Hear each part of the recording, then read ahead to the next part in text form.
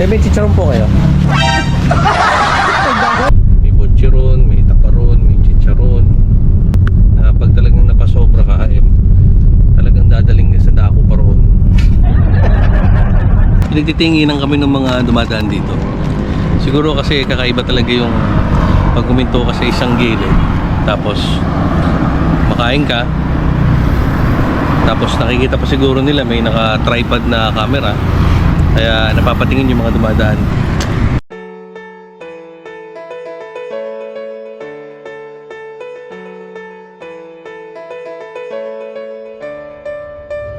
I know the air I'm breathing, it's no good for my lungs. I do this every season, I hate when summer comes. I fall into a trap that I made by myself. Oh, and I always do the wrong thing. I'm unstable and I'm unsteady, I've lost a million times already, and I'm so sorry, but I'm not able to slow me down. I feel unable and so unworthy, my heart feels heavy, I've lost already, and I'm so sorry, but I'm not able to slow down now. And I'm so sorry, but I'm not able to slow down now. And I'm so sorry, but I'm not able to slow down now. I'm always self-destructive, I take a hit, I love it. Can you give me a second? Ano sa'yo? May chicharon po kayo?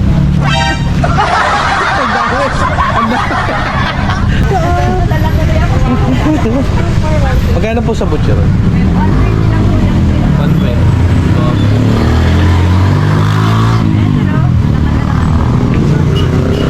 Ito, 3 for 100. Ito daw, dalawa 1. Ito na lang para isa ka na mama. Pag kinagat mo yung itim na. Ito yung dumidikit. Dito, pag gusto ko ito butcheron. Stop over kami dito sa San Ildefonso, kung saan maraming klase ng prawn. May butcheron, may taparon, may chicharon. Pag talagang napasobra ka, talagang dadaling niya sa dako pa roon. Putok-putok batok. Sa 29 degrees Celsius dito sa San Ildefonso, Bulacan. Makulimlimang kalangitan at mukhang nag-aakma na uulan. Pispiras ng Pasko, December 24, and on the way kami sa Nueva Ecija.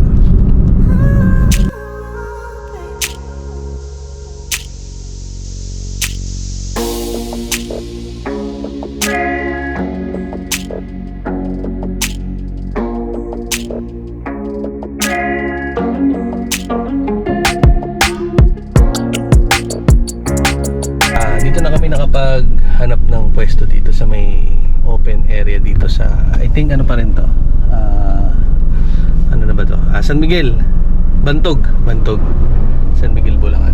Dito kami nakapili ng pwesto. Yan, para malamig-lamig. And currently dito muna kami napalipas ng konting oras.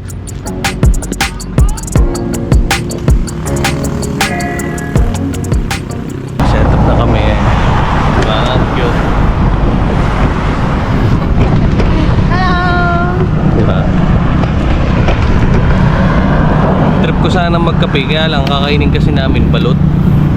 Baka mag-alboroto yung tiyang ko. Balot sa puti. Bakit nga ba balot sa puti ang tawag dito? Comment nyo nga kung bakit. Alam ko na kasi tawag dito balot Pinagtitinginan kami ng mga dumadaan dito. Siguro kasi kakaiba talaga yung pag huminto ka sa isang gilid, tapos makain ka, tapos nakikita pa siguro nila may naka-tripod na camera, kaya napapatingin yung mga dumadaan. Kaya bumili kami ng chicharon. Sa akin ang kinuha ko, mushroom chicharon, para less guilty. Hindi siya masyadong nakakagilting kainin. Sarap ba sa suka? Scary lang. Kasi matabang siya.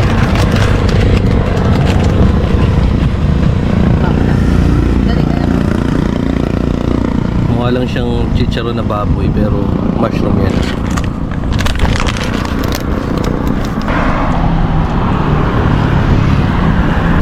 Medyo nakakalungkot lang sa mga ganitong pagkakataon minsan yung makikita mo sa mga gilid-gilid yung mga kalat ng mga alam mo nakikain lang at tuminto lang din dito. Siguro hindi lang kami, mga ibang sasakyan din siguro yung mga humihinto dito. Tapos ito, kita yung mga kalat sa mga gilid.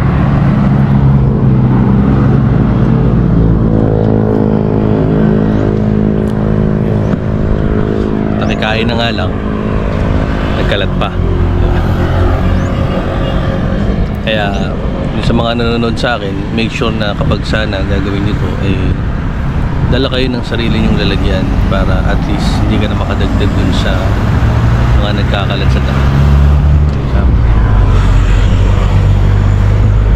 Hindi naman makakabawas yung konti na yan para maitapon sana dun sa mga dapat kalagyan or sa basurahan. Hindi naman makakabawas yan kung iuwi mo sana sa bahay yan o itapon mo sa lalagyan, diba? Konting tulong lang sa kalikasan ba?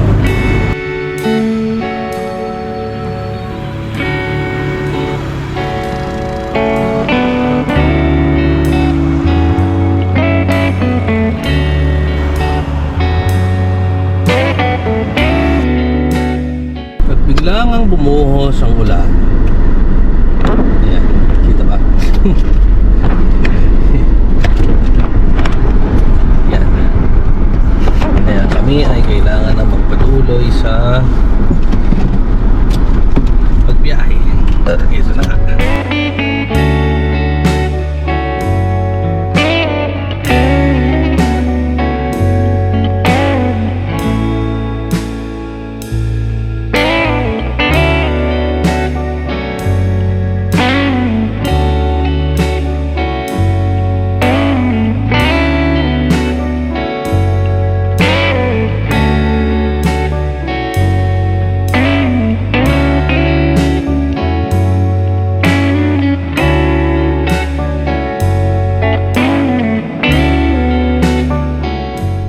Just like that mga ka-tours, natapos na nga ang Christmas 2024. Pero hindi pa tapos ang Christmas season.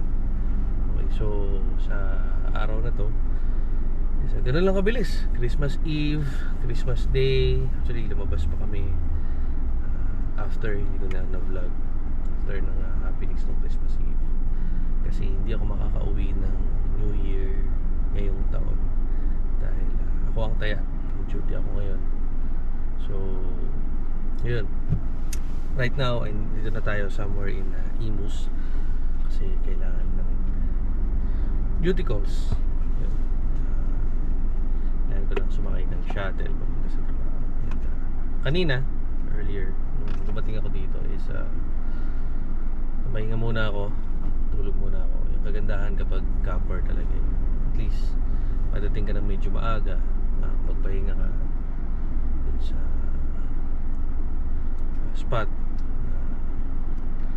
work mo bago dumating yung shift. Okay, so kita-kita tayo kinabukasan ng vlog na to. Peace.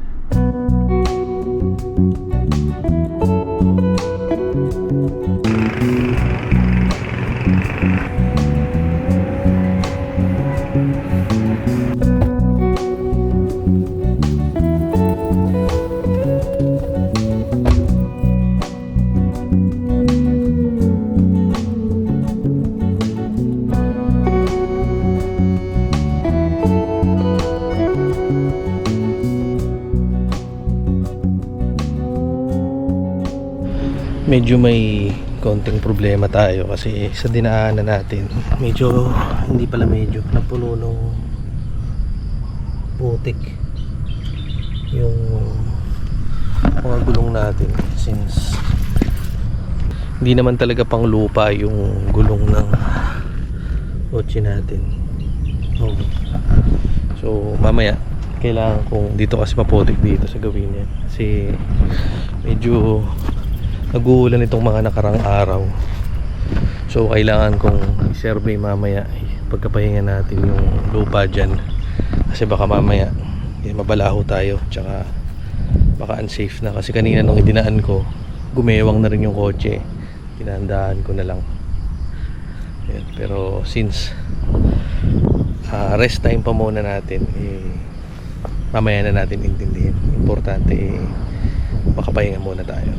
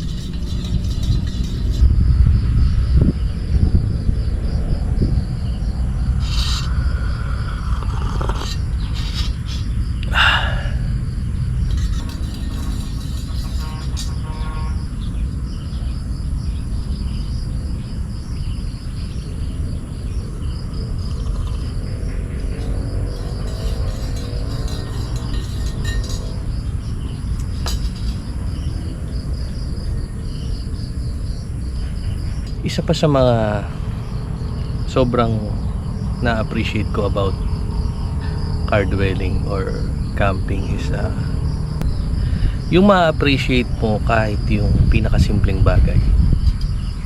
Hindi dahil sa halaga niya basta-basta, kundi dun sa moment na kung saan ka nandun, yun lang kasi yung meron ka. Minsan yun ang irony ng buhay yung mga bagay na sobra pa sa simple hindi natin ma-appreciate kasi nga ang dami nating nakikita, pero dito sa mga moments na ganito, kahit na simpleng damo na mayroong bulaklak na maganda, yung sunrise, yung sunset, yung pakiramdam ng hangin na yumayakap sa katawan mo, yung simpleng lilim ng mga puno, dumarating sa punto na matutulala ka na lang to the point na na-appreciate mo lahat ng bagay.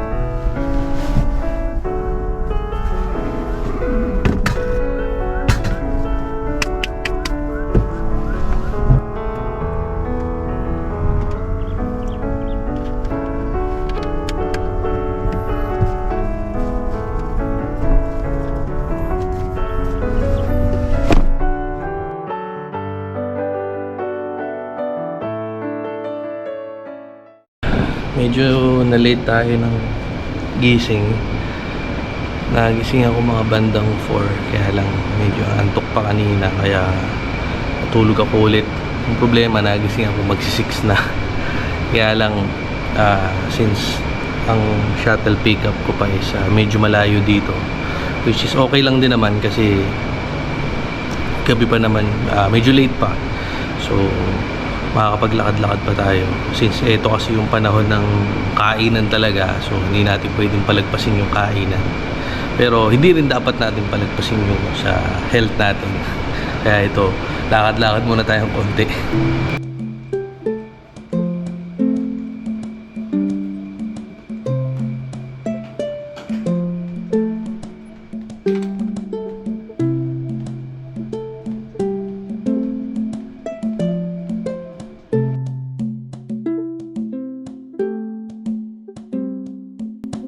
Bilis lang ng mga araw.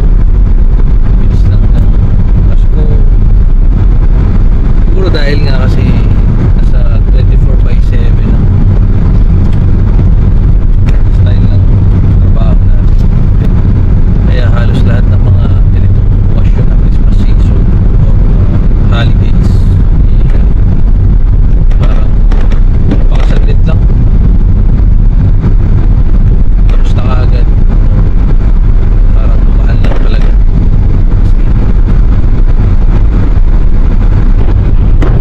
Kaya ito, balik-kaligatin tayo. Okay lang naman. Parang gano'n na nga lang din. Parang sanay ka na lang sa paglipas ka agad ng mga panahon. Sa mga panahon na to, for the record, ang dami-dami ng realizations na dumadating sa amin. And may mga bagay pa na hindi ko pa pwedeng i-disclose, pero magiging part ng kwento natin this day. This is after Christmas vlog na natin kasi hindi ko hawak yung exact date kung kailan ba. This will be that day. And looking forward on the decision part.